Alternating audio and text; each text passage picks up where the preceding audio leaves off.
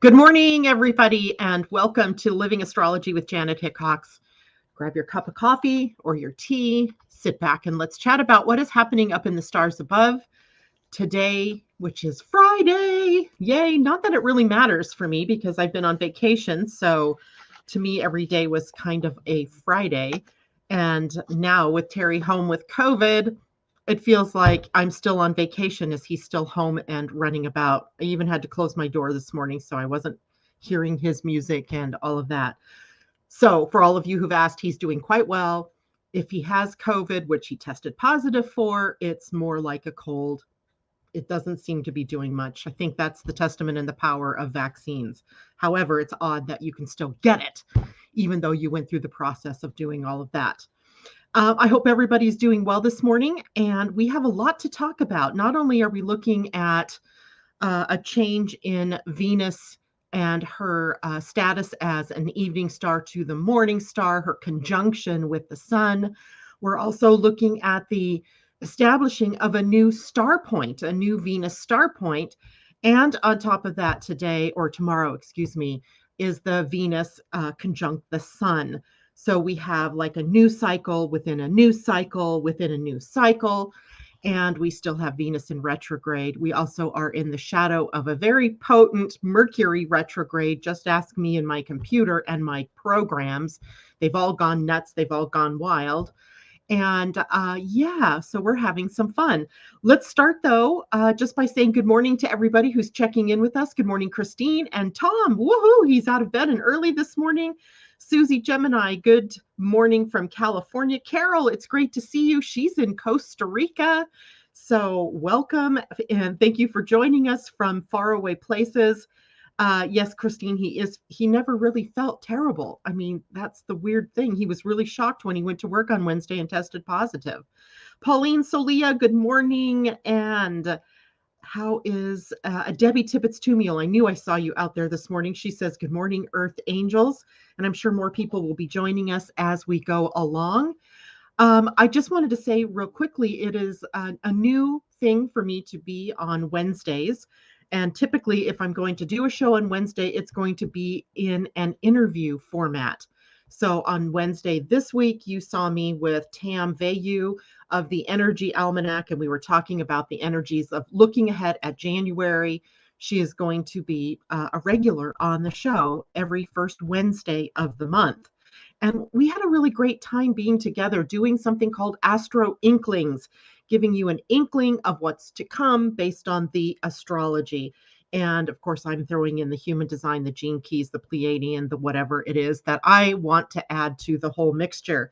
Next Wednesday, which is January 12th, I will be interviewing Tom Palladino about scalar energy. And I'm not even sure what that is yet. I mean, I have done a little bit of light research into that. I will have to do a lot more because I really want to be able to have a conversation about why he feels this is such a wonderful healing technology.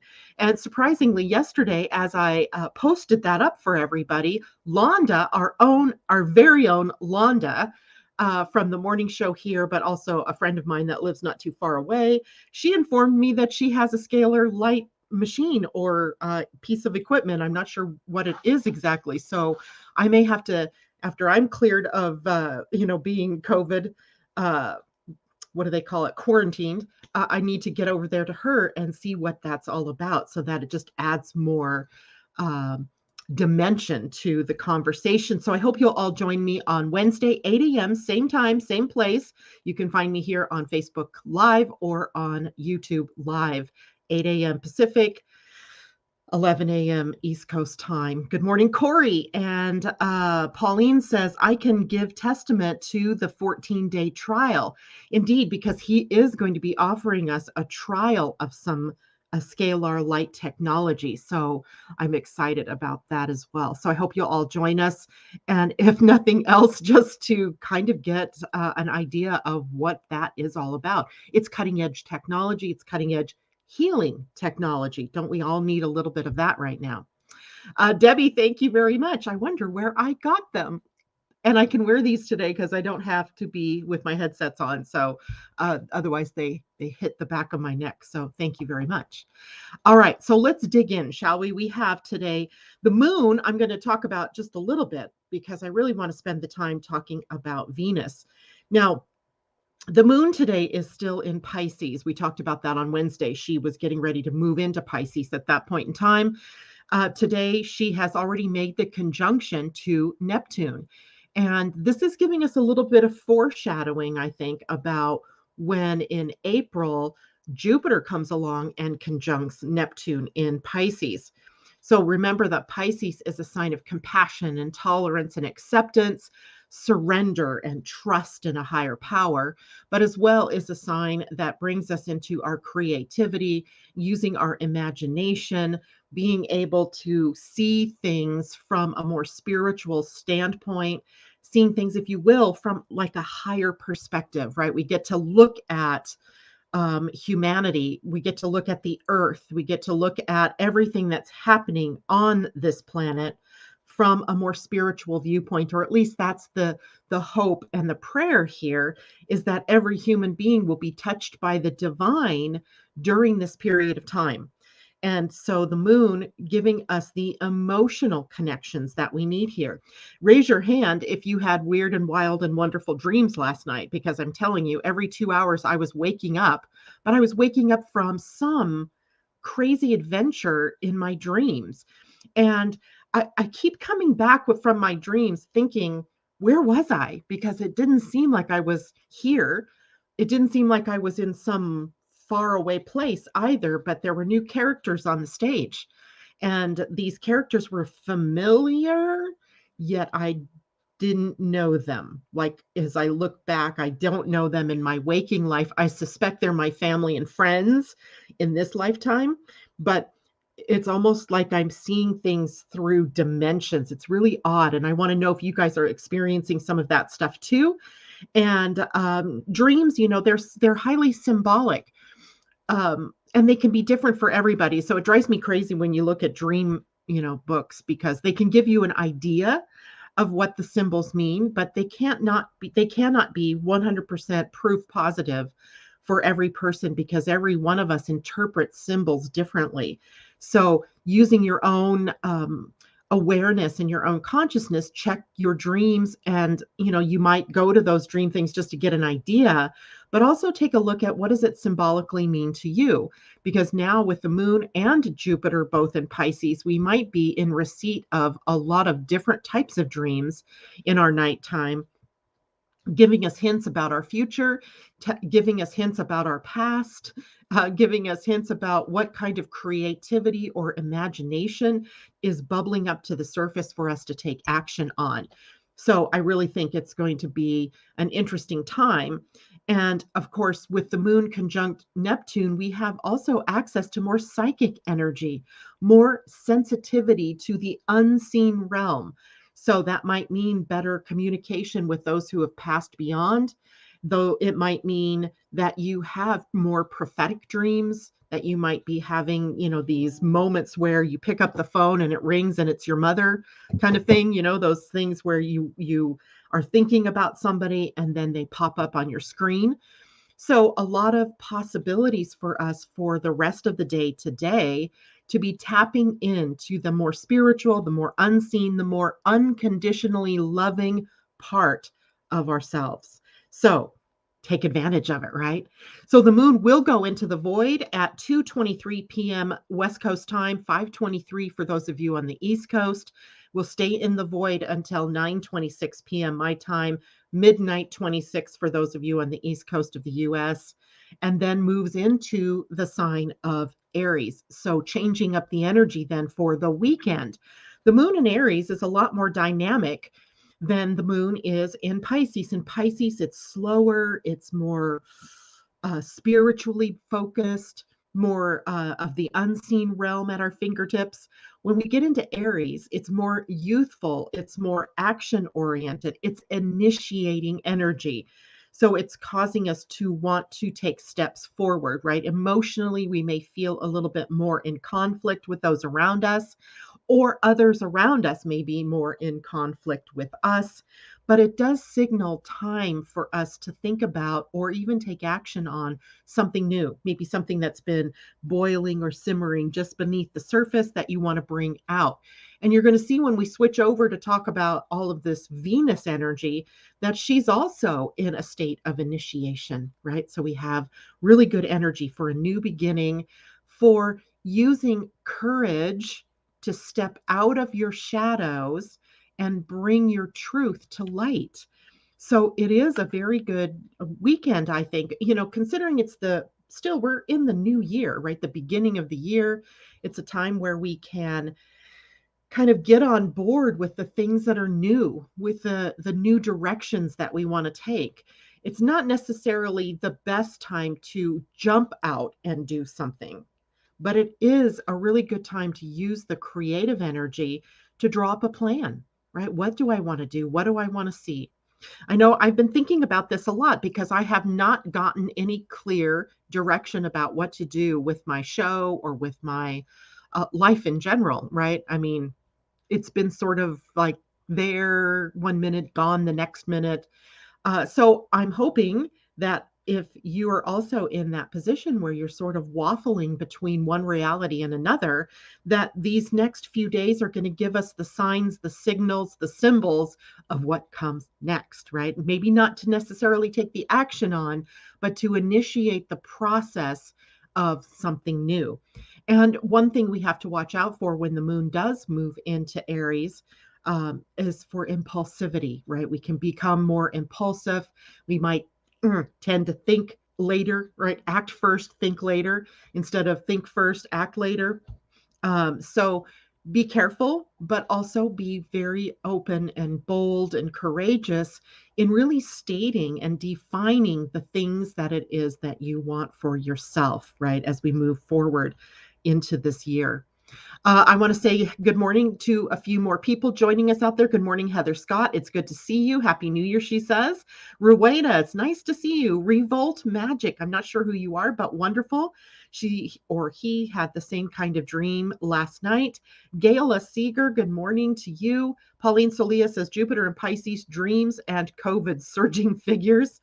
Isn't that interesting, right? Because Pisces, think about this, Pisces rules the lymph system. So our immune system and the body's immune response to all of the toxins that we get battered with, whether we're eating them or drinking them or exposed to them in the air, right? So our lymph system is working overtime right now. And what we're seeing in the outer world is this big surge in people getting sick with COVID, luckily with less fierceness than some of the other variants. So it's interesting to watch how astrology moves with the world, or how the world is moving with astrology. It always amazes me, yet I already know that it's as above, so below.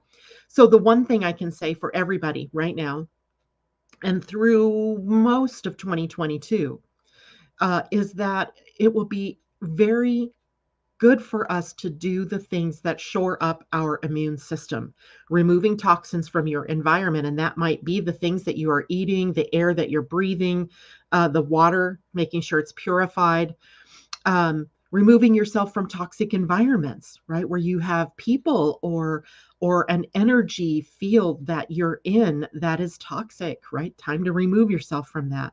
Because those kinds of things, while they don't appear to necessarily create havoc in your immune system, do, right?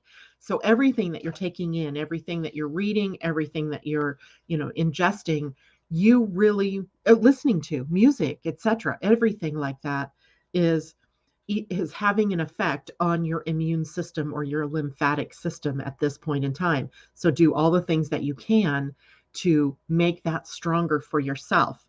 When we look at this in human design, what we see right this moment is that there's a lot of emotional connection going on with Pisces in the solar plexus of the human design chart.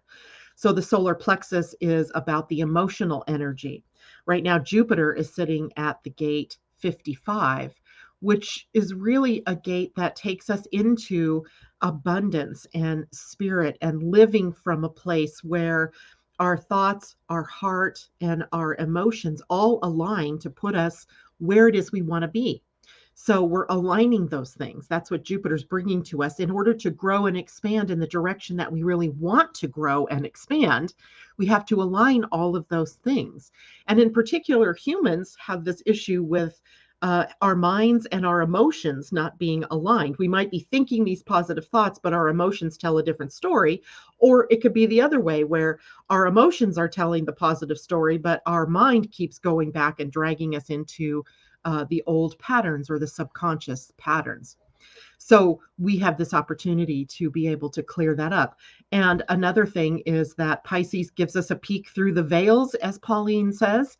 And indeed, that's true as well. We can, at this point in time, kind of see through the veils, even into the future, and have a potential for predicting what is best for us, what direction is the next best step for us to take. So it's all very interesting right now. And I was having that conversation with Tam on Wednesday. And one of the things that is very powerful, very much something we all need to be aware of, is that going forward, it's really our responsibility individually and collectively to create the reality that we want. And we do that by focusing on what we want and not on what we don't want. So we have to always be checking in with ourselves and, gut checking ourselves when we want to respond in a way that isn't of love, isn't of our highest and best. And if we can each do that, then we're each affecting the field, the outer world, and making the changes that we really want to see in the world instead of the ones that we seem to become victims of, because Pisces is also a very victim-y sign. Right? It's where victim energy lives. It's where martyr energy lives. So in order to move through the victim, the martyr, we have to be able to take responsibility for our own selves, where we are in terms of what we're feeling, what we're saying, what we're projecting outward to other people. So be responsible, right? Just take it and know. And we're going to fail miserably at times in it. And I'm okay with that, because I fail miserably some days at what I'm feeling or, what takes over me. But then I remember, okay, wait, I'm choosing in every moment what it is I'm experiencing. Don't give your power away by making it be something that's happening outside of you that's creating the reason why you're feeling what you're feeling. That's giving your power away. So don't do that. Good morning, J-Lo. Very good to see you. Asa, great to see you. And let's see, I'm missing a lot of comments here. Tom says, I second that emotion. You're always good for a laugh. I love it. Heather Scott, this is fascinating. So appreciate this insight. By the way, Heather Scott, I want you to type in what the name is of your new book, and I want you to tell people how they can get it. She wrote a book that is really about how it is that we need to become more self-loving, self-nurturing, taking care of ourselves. And I'm sorry to put you on the spot there, Heather. And I'm sorry that I cannot think about right now what the name of your book is, but please type that in for people to be able to find and read, because I think it's another one of the big clarion calls for this year, is that we need to be able to learn to do the things that support ourselves. And I know in the past we've called that being selfish, but in truth, it's more like you're being self-centered, that when I'm cared for, when I'm filled, when I'm full, then I have more to share, to give, to help others. So Heather Scott, Gentle with You. That's the name of the book. And I think it's available on Amazon. She'll be putting that up there in a moment. Nico Vasquez, hi, watching from Tucson, Arizona. Welcome. It's lovely to have you. Thank you for doing this. I bought the Energy Almanac somewhere and trying to learn all of this astrology. Be kind to yourself, Nico. It takes time, right? It takes time. I know that a lot of the listeners here in the morning have been with me for a while, and so they're familiar with a lot of things. If you have questions, ask, and just take time with yourself to learn, because it's a lot. It's like learning a new language, but the concepts are kind of universal. And I think on some level we get them, but it's sometimes put into words that may be new to you or different, right? So be careful with that. Take care. Be gentle with yourself. Susie Gemini, Arizona is gorgeous. Let me tell you, the Pacific Northwest here has not been kind to us lately. It has been snowing. It has been cold, pipes freezing.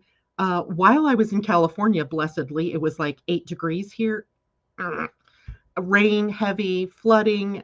If it's not flooding because of rain, it's high tides. It's been crazy. So those extremes, right, are happening. And I know they're happening in other parts of the country as well. But it's sort of the outpicturing of the things that are happening within us as humans, right? The outpicturing of the extremes in our outer world are really coming from this huge evolutionary change that's going on within all of us. And I know that's hard to it's hard to really imagine that the outer world is really an outpicturing of what us humans are doing, but it is, I assure you. So it's sometimes I look at that and I'm like, oh, okay, so it is that there's a lot going on within me, and the earth is the outpicturing of all of those changes that are happening. We're moving through all of the different seasons and all the different extreme expressions of life and relationships within us, right? So, of course, we're going to see it in the outer world. And you're welcome, Nico. Pauline says, do you have Academy back on? Not yet. Remember, I actually dropped the Teachable platform and decided I was going to run it on my own website, but that's a learning curve, and I haven't even had a chance since I've been back to go and work on that. I hope to have word for you on that, Pauline, by the end of this month. For those of you who were part of the Academy in Teachable, you still have access to everything that was there. So no worries, you still have access. I'm just not paying Teachable anymore to host it because I'm hosting it all on my own website. It just isn't live yet, but it will be soon. Thorl, I'm not sure what that's all about, but Natasha, I saw you out there somewhere. It's kind of funny. Yesterday we had no school due to snow. I spent the day with self-love as I've been giving love around. Now it's my turn to love myself. Absolutely, right? It's absolutely exactly what's been happening. And Heather Scott says, yes, it's her book, Be Gentle, or what was it called? Gentle with You is available on Amazon in ebook and paperback. So go ahead and check that out. Heather, great model for what it is that we all need to be working with right now. So let's talk now about Venus. I want to go to Venus because she is doing so many interesting things. And I love that it is the planet Venus, the goddess of love, the planet that is building our relationships, our financial structure, causing us to move in tandem with our values, to reevaluate ourselves and to live in a more valued way. In other words, Venus is really taking us into this idea of self-love. And that self-love then being the reflection we see in the outer world in our relationships and how we love one another. But Venus is also a planet of value and values. So right now we're all undergoing, because she's in retrograde, we're all undergoing an inner shift of what it is that we term as value. And that might be the things that we value, right? That the things we value in our lives, our relationships, the things that we say that we value. If we value a clean and healthy environment, if we value peace and love, those kinds of things, right? Those are values.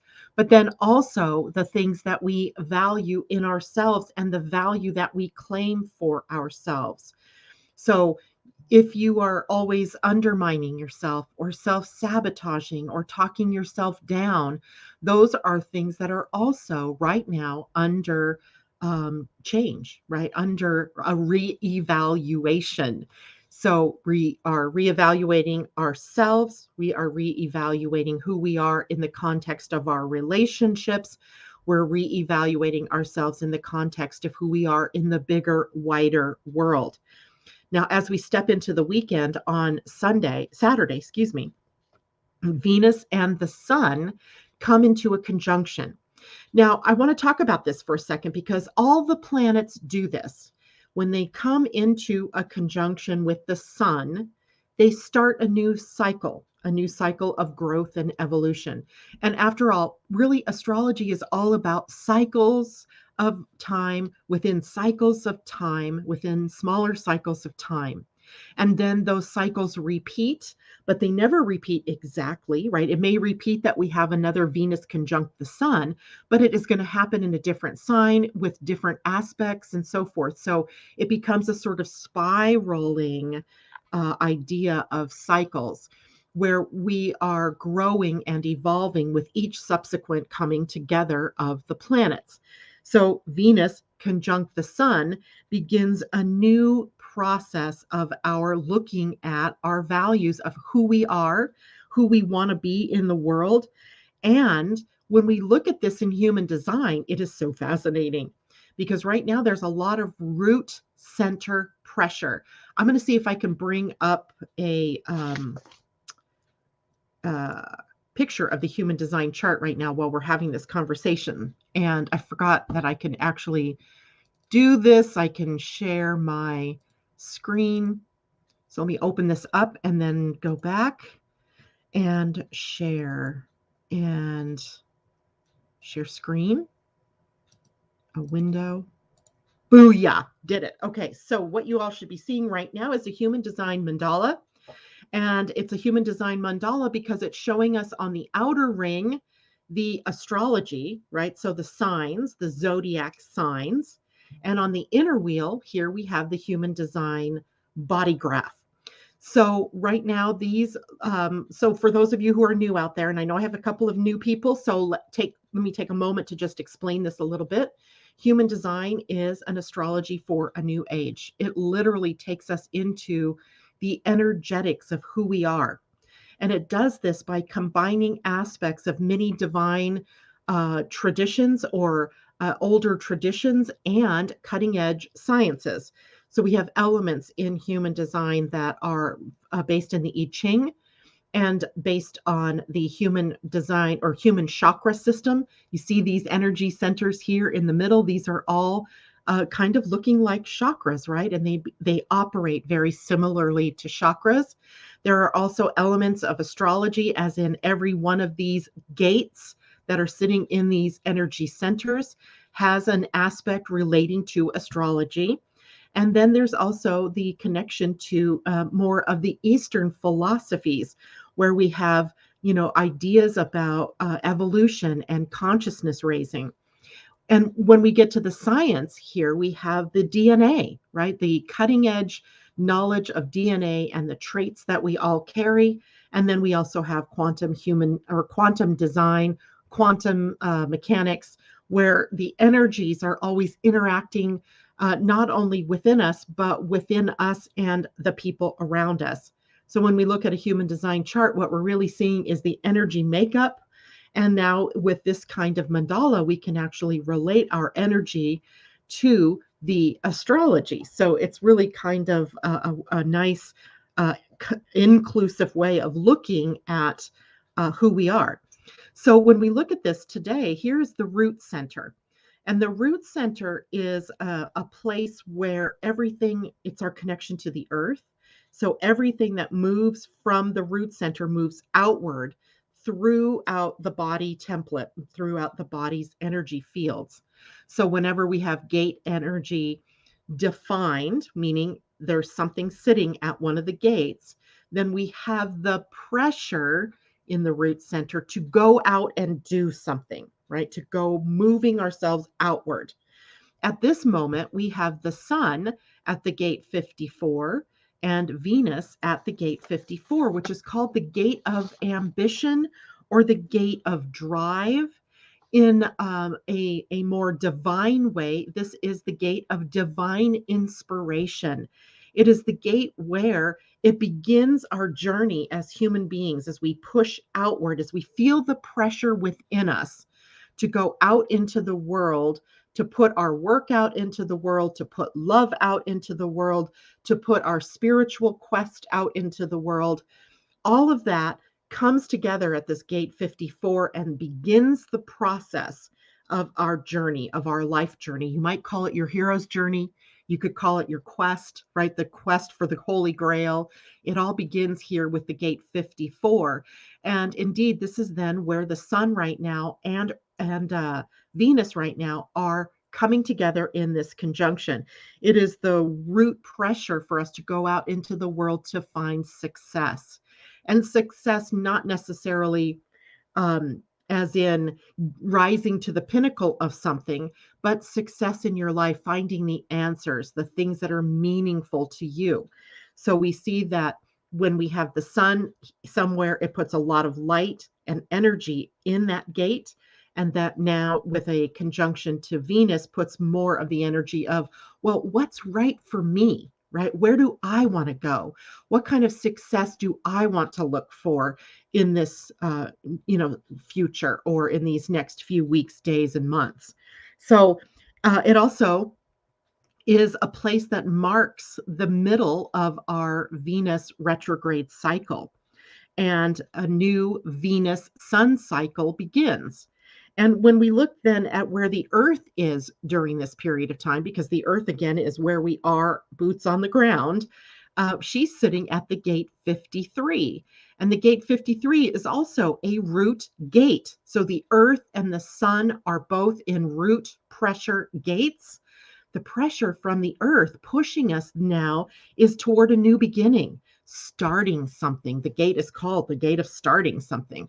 So we have root pressure to take action, to go out and find success, but it's also success that has to be aligned with our values, right? Our values.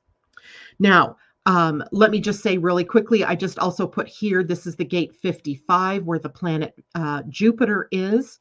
And Jupiter is our growth and our expansion. So it rules our broadening of our horizons, and it's at the gate of the spirit of abundance, or abundance through spirit. It also has another energy, and that is faith, having faith in the benevolent nature of the universe, even in the depths of despair, even in the craziness that is our world right now, that we must have the faith that spirit knows what it's doing, that everything is leading us to a positive future, that all of the experiences that we're having at this moment are growing pains, right? Growing pains as we are moving and evolving into higher level beings. We've called it ascension in the past, right?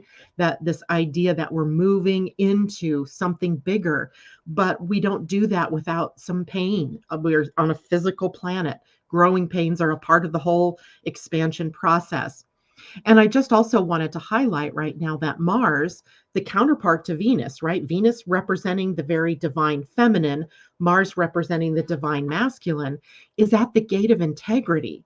So integrity is a very important part of this process as we become more transparent, as we demand more transparency from our governments, from our leaders, from the people in our communities, and as we demand more transparency in ourselves, right?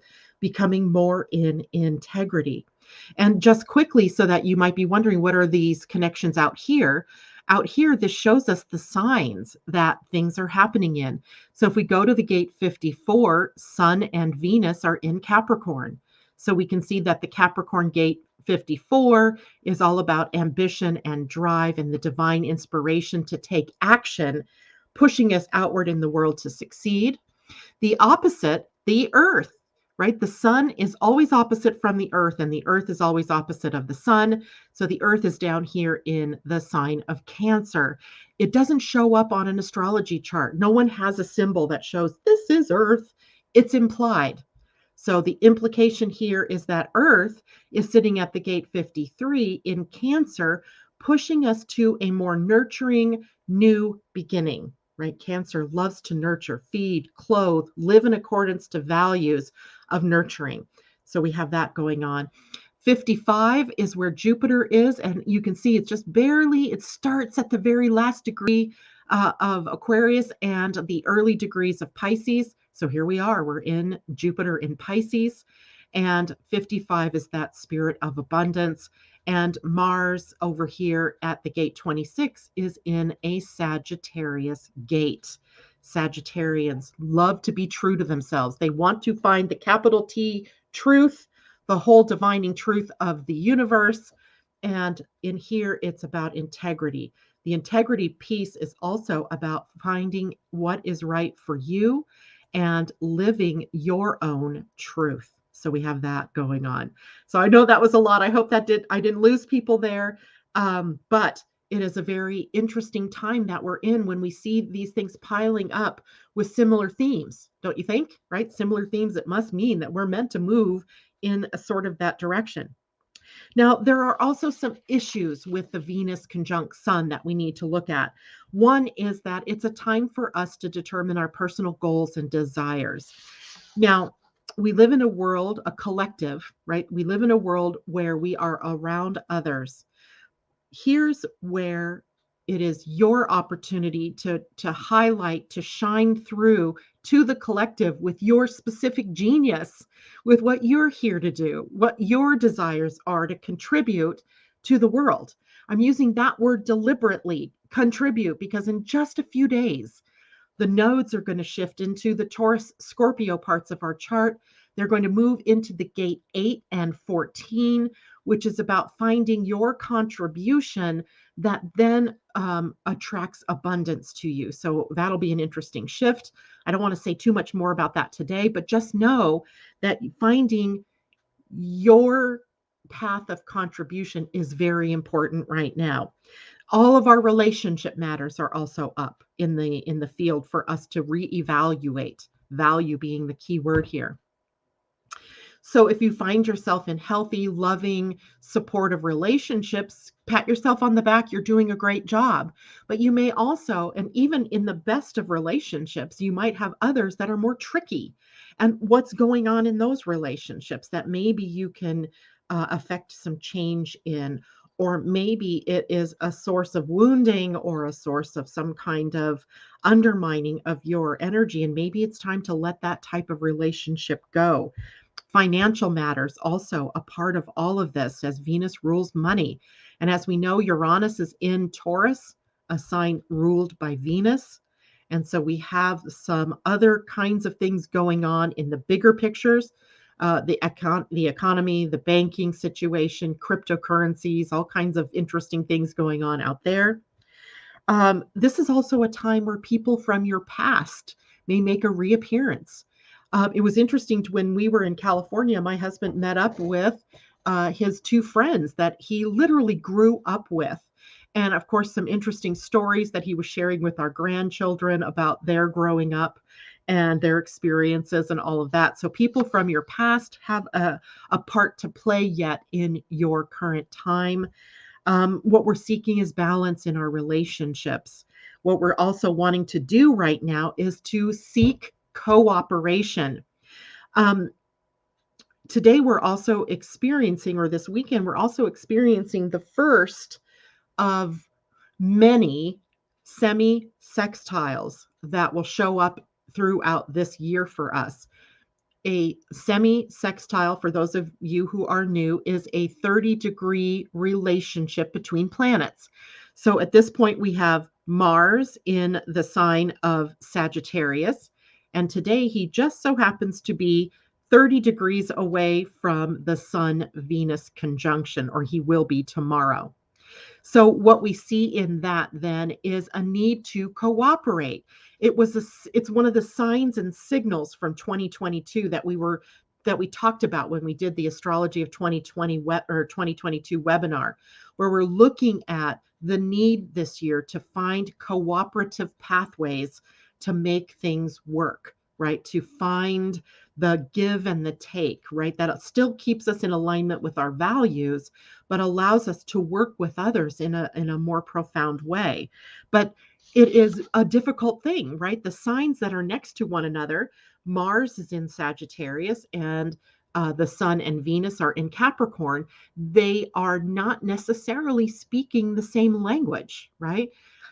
Sagittarius is growth oriented, it is expansion oriented, and Capricorn is more concentrated on contraction or on creating sustainability. So we don't grow unless we have a sustainable form or structure to support it. But Sagittarius energy is more like, well, let's grow first and build later. And in reality, that's how our world works. Sagittarius comes first. Sagittarius comes before Capricorn. So the growth and the expansion comes first, and then the building of the form and the structure that is going to support it. So the cooperation between those two things. If you grow too far too fast, then you never get to the point where you can build a sustainable structure. And so then you're always chasing after having to fix the holes as the dam springs a leak kind of thing. So we have to be able to cooperate between those two energies of expansion and contraction to make sure we're able to create sustainability. So that's the first of that type of energy that we're going to see happening this year. The second is already in play, and I hadn't noticed it until this morning as I was looking at the chart. And that is right now, Pluto, our planet of deep transformation from taking us in the dark night of the soul out into the light again, is in a semi-sextile to the galactic center, the source of all the incoming energy that is of an evolutionary nature, right? Neutrinos and gamma rays and microwaves and cosmic rays that all the source of all of our evolutionary energies. And considering that Pluto is a dynamic that causes change and transformation, we're having to change in order to accept or receive or to benefit by all of those cosmic rays and changes that are coming in, all the potential for ascension that's been feeding into this planet is needing us to first be able to change and transform in order to hold that space, to be able to hold that energy, that change. So two things right there in the semi-sextile category that we're having to move through right now. So I love looking at it that way. So going back now, the Sun conjunct Venus, it's a time for us to redefine what we want from our relationships, from our money, from our values, to redefine those things for ourselves. This isn't a group kind of thing yet, right? Right now, this is, I need to redefine me. I need to find what's most important to me and live from that. Questions, comments. Heather, I'd like to book. Yes, I can certainly talk to you about that. Yes, and email me directly for that information. Susie Gemini, I am turning 50 in May, loving my age. It's a great time to be 50. Venus, oh, Venus. Natasha, thank you, Pauline. I've been told long ago how you treat yourself younger is how you may feel when older. Love is my life path for others. I love that. Okay, I'm going to go swooping down to the bottom here. I don't see any. Is Venus conjunct the Sun on Saturday, Pacific time? Yes. But right now, they're so close, right? The Sun is at 17 degrees, 16 minutes. Venus retrograding at 19:35. So they're in orb now. Tomorrow and even on Sunday, depending on time zone, is when they'll be exact. And that is signaling this time for us to redefine ourselves. And I will guarantee you, you guys have been feeling this in some way, shape, or form, not just today, but maybe for the last several days. I know I've been feeling it very much in my life as well. Let's go on to another Venus subject, shall we? So we've had Sun conjunct Venus. We've already know Venus is in retrograde. We now know we're at the halfway point of the Venus retrograde cycle. We also have a Venus star point change happening concurrently with the conjunction to the Sun on Saturday and Sunday.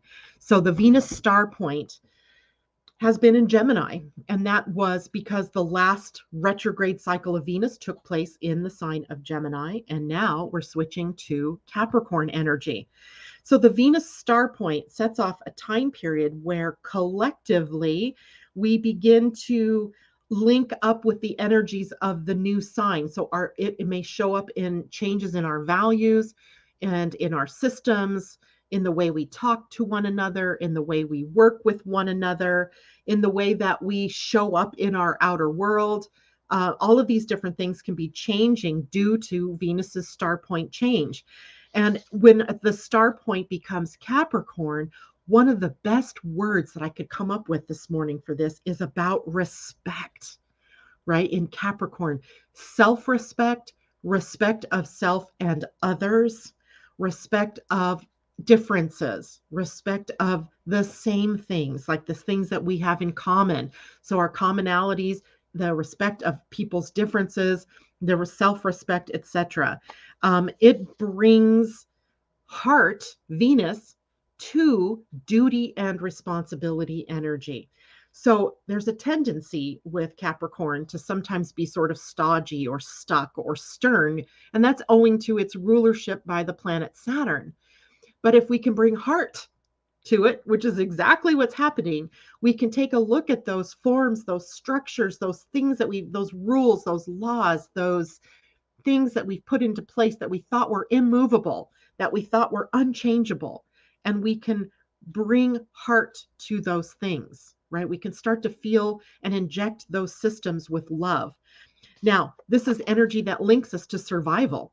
This is energy that links us to the careful management of resources, both for ourselves, our own personal resources, but also the resources of the world. And that might mean money, it might mean the environment, it might mean any number of things, right? So it is sort of a time where we're getting through the winter of something, where in ancient times, the people, humans, would have to put away enough food for the winter. They would have to prepare in the summer and the fall to have enough warmth, to have enough wood, to have enough whatever food to get them through the long winters, or however long the winter was, wherever they were located. So it's a time for us now then to be looking at what's going to get us through the winter, right? The times right now seem very dire. They seem very like our very survival might be even in question. So what can we do now to carefully manage our resources in order to stay through this time period? Our interests as human beings can be changing at this point in time, from the more possibility orientation of Gemini idea sharing and talking and communicating, to more about our history and looking at the past in order to gauge where we want to go in the future, our ancestral roots, our common ancestry. All of these kinds of things are the focuses of our interests now. Investing in ourselves, in our education system, in our jobs, in our corporations. This is not our investing in our corporations necessarily, but looking at what do we expect from our corporations? What will we tolerate from them? Strengthening the forms and the structures that create a sustainable future, that create a sustainable institution. And the institutions are things like the government, our medical system, our education system, our religions, you name it. The big things in our outer world are institutions that now need to be looked at and heart brought into them, right? Heart brought into those things. Keywords that you might take with you in this journey are going to be things about authority figures. Are you your own authority, or are you not, right? There, sorry, I put Tom's comment up. I'm not sure how I did that. So anyway, respect is a big part of all of this, right? Respecting your own self, finding your own inner authority, but then also looking at the authority figures in your life and the role that they play. And that might be people like teachers, your parents, corporate structures, CEOs of corporations, government, achieving goals, right? What kind of goals do we want to achieve? What is worthy of our time?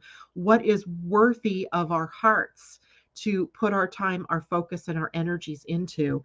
And as well, laws and traditions. I think that of all the things is going to be the most difficult, because I think we've already seen what happens when we don't have heart in our laws, right? We get a lot of blowback from laws that are applied unequally and so forth. So bringing heart into our laws, bringing heart back into our traditions. So a lot of big energy here with Venus over the next several weeks to several months, and all beginning today, right? Or tomorrow, actually, technically the 8th, but the 7th, 8th, and 9th being the place where all of this starts coming together. Questions, comments. It was a great comment to highlight. I don't know how I did it, but yay. Okay. Do it again. Let me see. Oh, I know. I see it. Okay. Do it again. And that's another one of theirs too. When I click on somebody's comment, it highlights it. So I can show Christine's comment and I can hide Christine's comment. Something new, right? Something new that we can do here. Okay, so let's see. We have about 10 more minutes. How about questions? What's going on now for all of you out there? I want you to take a look at where Capricorn is in your personal chart. For those of you who are new out there and listening to us for the first time this morning, maybe, it's a great time to get your own personal astrology chart and your own personal human design chart. You can get them free by going to my website. All the astrology program and human design program problems that I came home to from vacation are now fixed. Hallelujah. And I'm now able to get those things out to people quickly instead of, I don't know, I had like 40 of them to do the other day. It was annoying as hell, but whatever, right? I got through it. And I know people were probably annoyed because they didn't get it right away, but now you'll get it right away. Bring it with you in the mornings when we're talking, because you want to be able to relate all of what I'm saying to your personal chart. Everybody has Capricorn somewhere. Everybody has Venus and the sun somewhere in their charts. So when we're focusing on something as we were this morning, you want to know what house is that going to be in your chart, right? The house tells you the area of your personal life that all of this action is taking place. So, for example, looking at the chart of the day, every morning I draw up a chart of the day and I write all my notes that we're going to talk about on this chart. But you can see on this chart that all of the signs are there. If this were a person, right here is where Capricorn is, right? So Capricorn is in the first house of this particular astrology chart. So if you were someone who had Capricorn on your first house, then all of this Capricorn energy is taking place in your personal life, right? It's about you and the personal changes you are going through, the personal heart that you need to put back into your own life, that you need to bring back into your relationships, that you need to bring back to your finances. So it would have a personal impact. For some of you, let's see, where's Capricorn in my own chart? That would be in my 7th house. So it's going to bring it to my marriage, to my personal relationships, to the business relationships that I've built. Let's see, if you have it, say, in your 10th house, then you have it in a place in your chart where you're having to apply respect and heart to your career, to your profession, to your own claims on your authority, right? So it's a very, very personalized thing as well, especially because both the sun and Venus are personal planets. That means they affect us as individuals, not just the collective. So I hope that's helpful. Let's see. Is there a difference between a planet conjunct a planet, for example, Venus conjunct the sun versus sun conjunct Venus? No difference at all, except for the mechanics in it. In this case, right now, we have Venus in retrograde. We have the sun always moving forward, and they're coming together. So then we take the slower moving, the faster moving planet, this case, the Venus, and we name her first. It'll be Venus conjunct the sun. She's basically moving into the sun. If it's sun conjunct Venus, it's that Venus is somewhere and the sun is catching up to her, and the sun is then conjunct Venus. They mean the same things, right? They mean the same things, but they happen mechanically in a different way. So I hope that makes sense. Great question.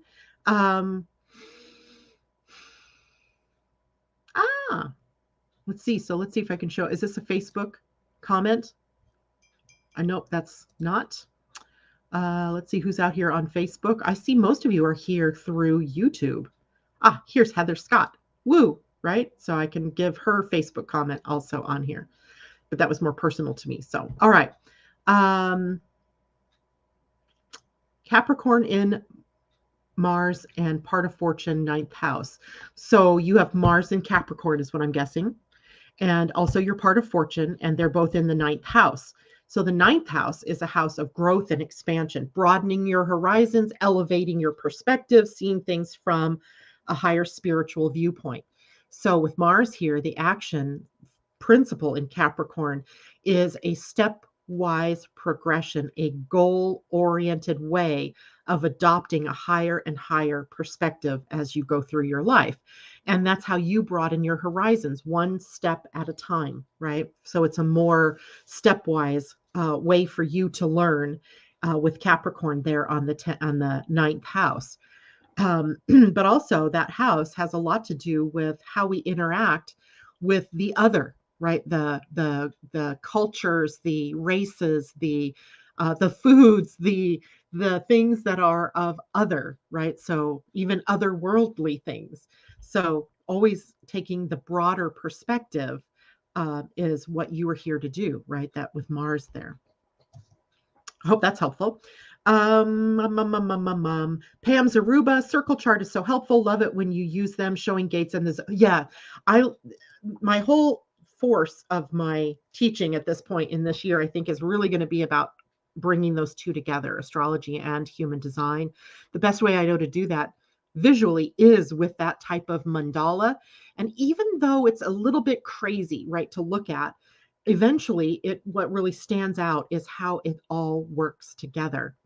And that's what I was really after in starting to do things in that way. Kunal Batish, hello, love from India. Love to you as well. Thank you for joining us here this morning.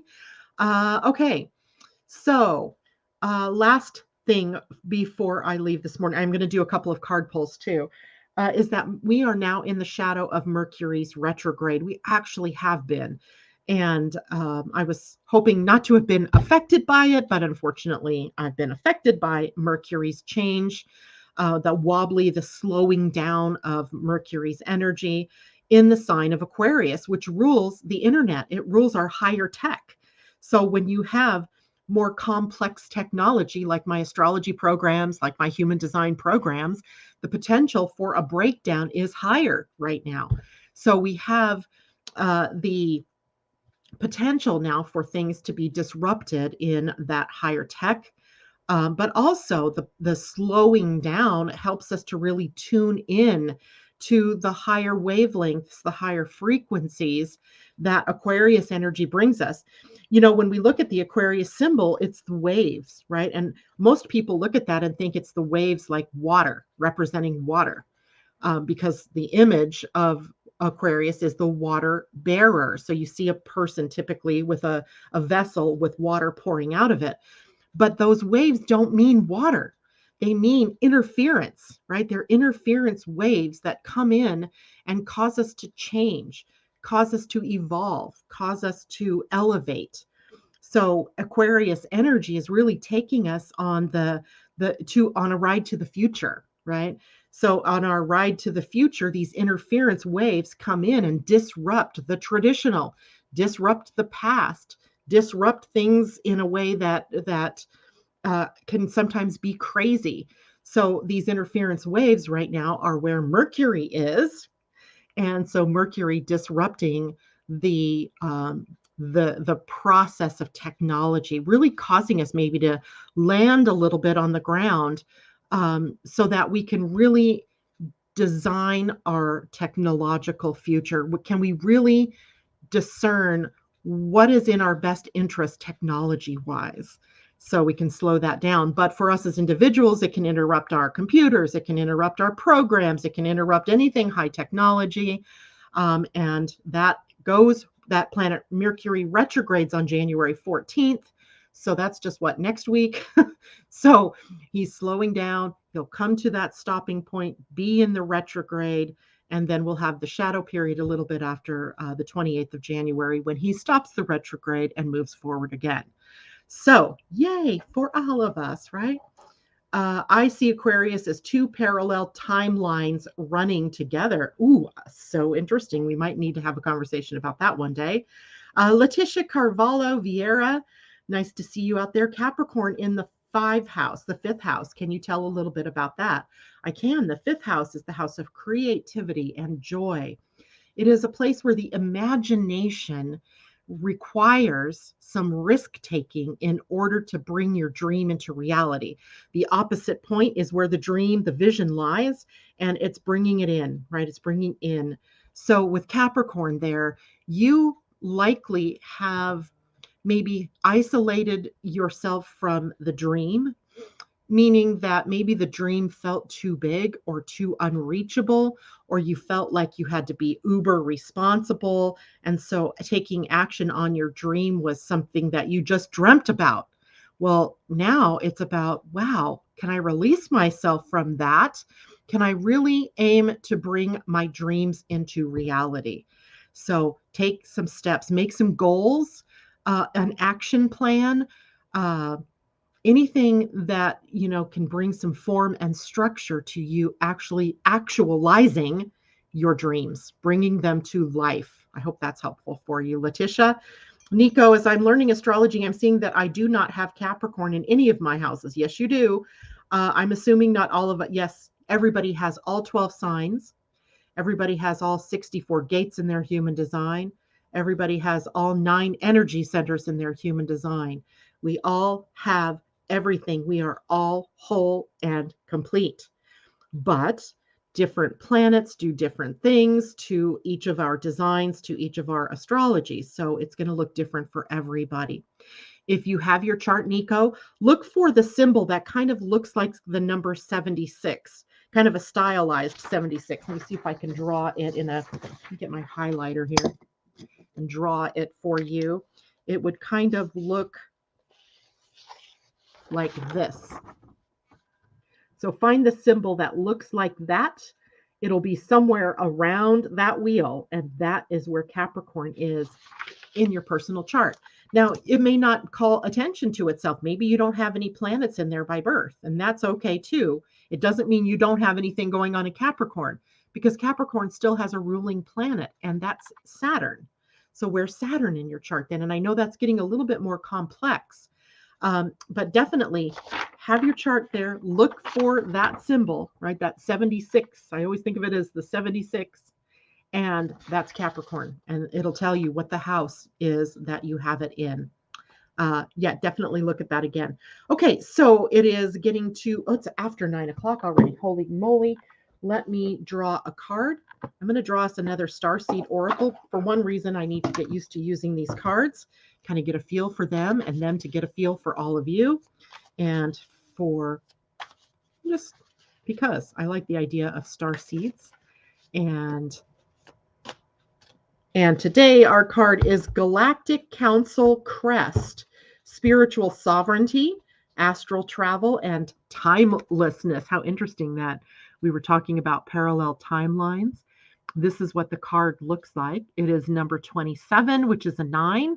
The 9 is a very psychic number, by the way, very intuitive, but it also brings us to a sort of completion of sorts. And in this case, also seemingly a sense of timelessness. Let's read what this one's about. 27. The symbolism is spiritual sovereignty, gosh, astral travel and timelessness. The element is ether. Crystals are hypersthene, never heard of it, pneumite, apophyllite, stilbite, and astrophyllite. The chakras are the third eye, the skull, the crown, and the soul star.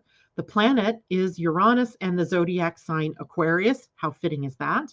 This design is an energetic crest of the Galactic Council from the 9th dimension, consisting of 9 members who oversee and manage galactic evolution on all levels.